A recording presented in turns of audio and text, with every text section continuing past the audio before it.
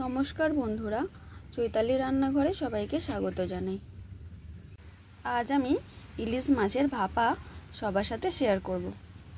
তার জন্য নিয়েছি পুঁই পাতা আর সাদা সর্ষে আর দুটো কাঁচা লঙ্কা একসাথে বেটে নিয়েছি। এই টিফিন বাটির মধ্যে একটু সরষের তেল নিয়ে নেব। এবার পরিষ্কার করে রাখা পুঁই পাতাগুলো একে একে এইভাবে সাজিয়ে দেব। এবার মাছের এখানে আরও একটু লঙ্কা আর হলুদ গুঁড়ো নিয়ে নিয়েছি আর এটাকে একসাথে মাখিয়ে নেব।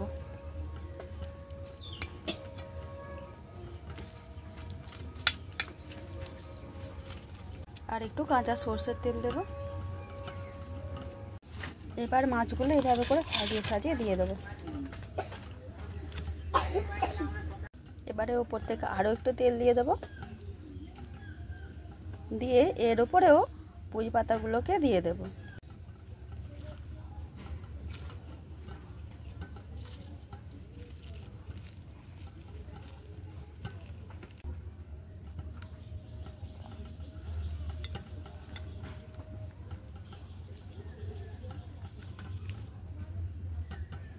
এখানে কড়ার মধ্যে জল বসিয়ে দিয়েছি, কড়ার মধ্যে টিফিনটা বসিয়ে দিয়েছি। এবার ঢাকা দিয়ে দেবো।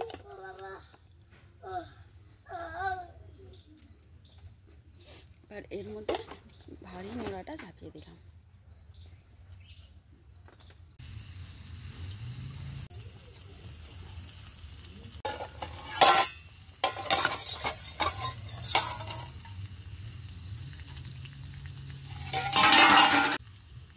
ইলিশ মাছের ভাপাটি আমার হয়ে গেছে, এবারে তুলে নেব।